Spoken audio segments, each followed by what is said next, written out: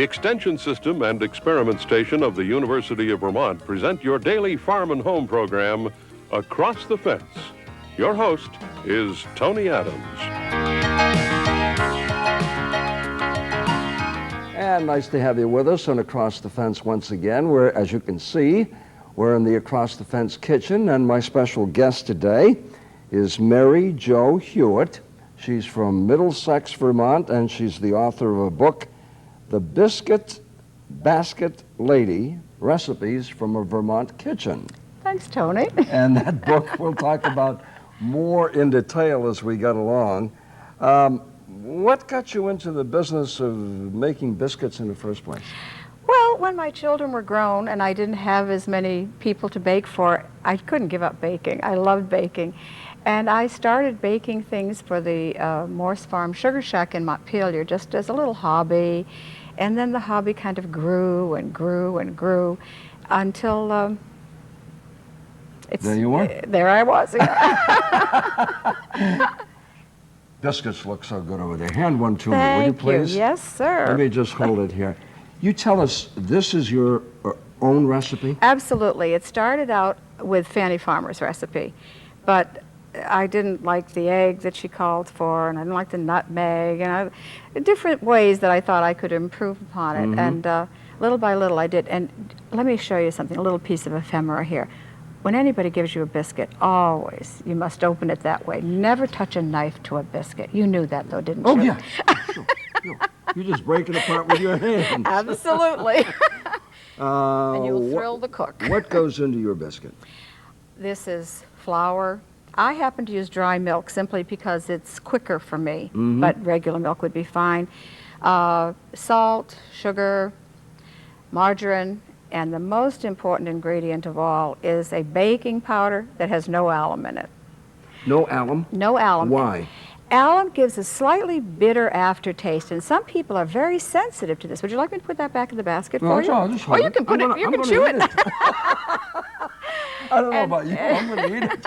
Go ahead. And it's very hard to find this. I happen to use Rumford, but there are others across the country. I wrote to Rumford one time and asked them where it could be found, because after my book came out, people were writing to me and saying, you know, where can I get this non-alum baking powder? And I got a very strange little form letter just saying, if you can't find it at your store, have them write to us and we'll get it to them, but we only supply the East Coast. And that was it. Okay, we took a look at the biscuits. Let me look at one of your English muffins. Okay.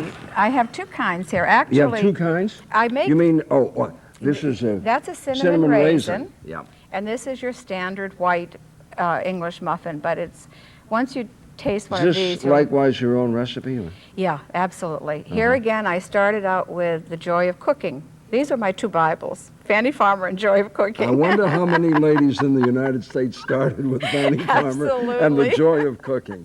My wife did, I know that, yeah. And is there anything unique about these biscuits? Just that they're much higher than the commercial ones that you'd buy, and they don't taste like cardboard the way a lot of the commercial ones.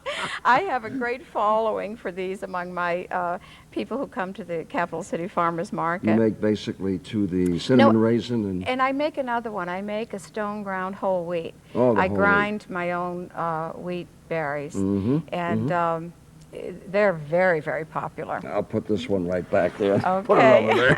What about your little cupcakes here? Well, the cupcakes are from one of the chocolate cake recipes in my cookbook. I have, I think, 3 chocolate cake recipes because they were always the favorite of my family. We're going to lose the bottom of that. Are we?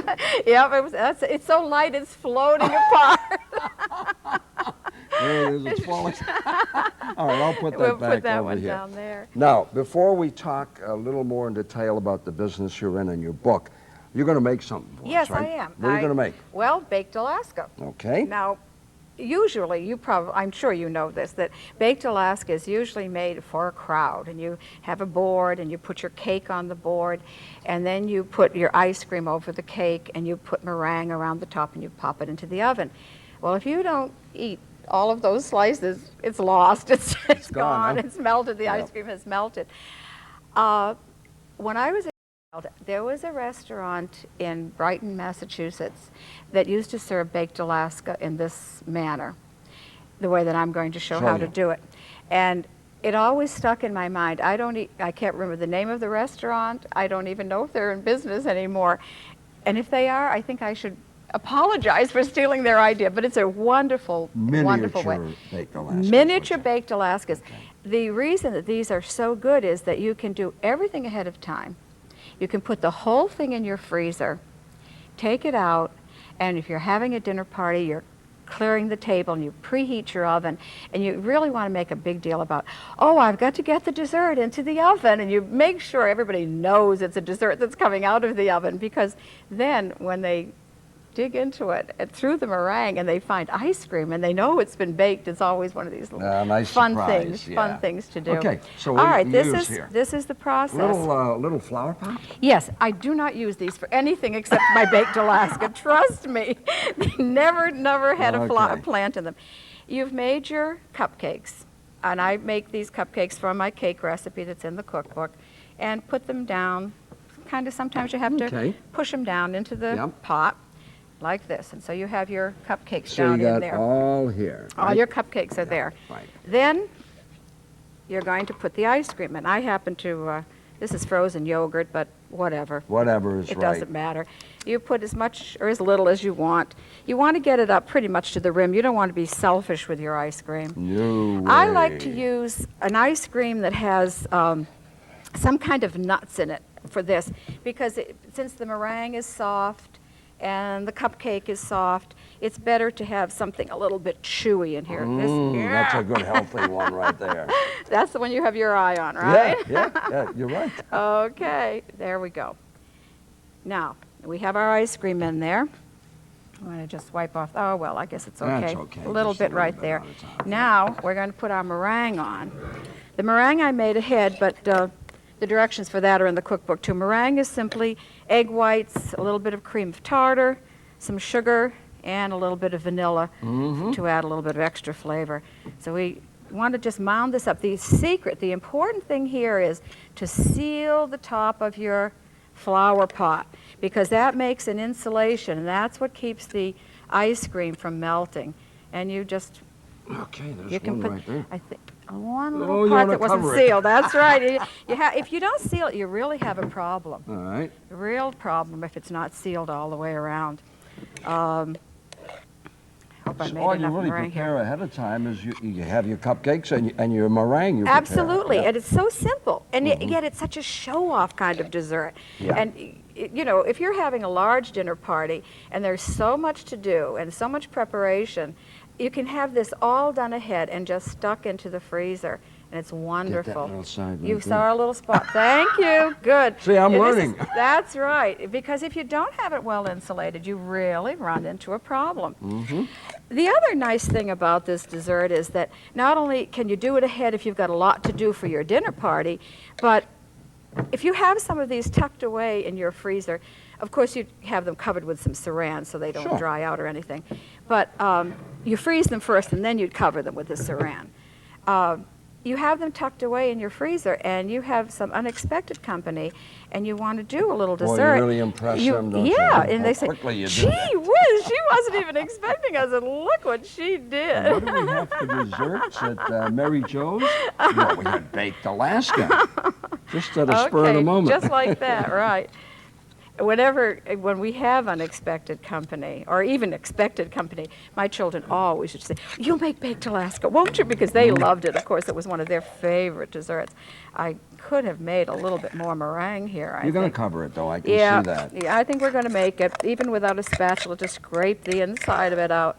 Of course, if my granddaughter was here, she'd be scraping out the bowl for me. Well, I'll play that person. You play that person. She's a great bowl scraper at it. Actually, she's becoming quite a help to me. She grinds my wheat for me. Is that right? Yeah, she reminds her Kids of the love little to do red that. hen. How old is she? She's 6, and Okay. just loves helping me out in the kitchen. And of course, I pay her, not minimum wage, but okay. And she uses her money to buy books. I think we're Now all you've preheated well the oven to sealed. what? 425, Okay. which is a good hot oven for meringue. There we You go. all set? All set. You pop them in. Okay, let me just take a moment here as long as I don't lose them. No, please. I'm sure you'll make it. And That's about right in the middle, yeah. 3.5 to 4 minutes, huh? That's right, and we're just going to, There we go. you check your watch there. I'll set my little sweeps. Oh, you have, oh, great. Yeah. Wonderful. Now, you tell me about this book, which Okay. is titled The Biscuit Basket Lady, Recipes from a Vermont Kitchen. What got you the idea of writing a book?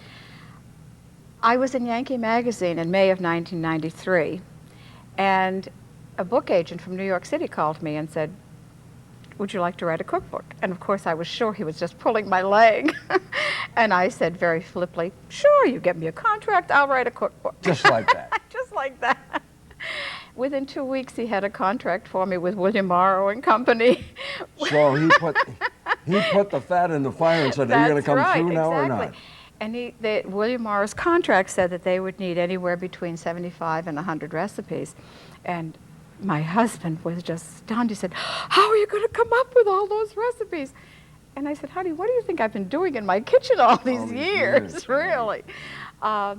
It wasn't hard. In fact, I had to cull. I really had to separate and say, well, which are the best ones? Which are the easiest ones? Which would be the ones that don't call for anything esoteric? Right. And that's one of the things that I think most proud of in my book is the fact that there's hardly a recipe there that you won't be able to just go into your own pantry and find what you need on your shelf. Not anything that you're going to have to buy and never use again. Let's not create the impression that there are only biscuits in the Oh, book. Tell me no. about the rest of it. Well, besides the biscuits, there are quick breads, there are muffins, there are wonderful, I have several really good soups, I have casseroles, I have the most magnificent mincemeat you've ever eaten, unless you're a vegetarian. Mincemeat, the real old-fashioned kind with suet and meat and all those things that aren't good for you, but at Christmas time you can, let go a little bit. And some jams and jellies. Jams and jellies also. Absolutely, and everything I do at the farmer's market, the Capital City Farmer's Market in Montpelier, is in the cookbook. How often do you present goods at the Capital City Farmer's Market? At every farmer's market, which is May through October. Yeah. From 9 to 1. On Saturdays? On Saturdays, every Saturday, yep. It's a wonderful and farmer's it's located market. in Montpelier? Yep, the corner of Elm and State Streets. It's a wonderful farmer's market. How long did it take you to get the book together? I had 9 months to do it in, but I couldn't start until the farmer's market was over. I knew that. I'm a very disciplined person. So I started in on November 2nd, and I was through on February 25th. You did very well. Giving myself time to do all the changes that I knew the editor would want. Because when was it published? In February, February of this past year. And But how have the sales been going on? Wonderfully well. I have two things that I'm really proud of at this point. One is that my editor accepted the first draft with no changes.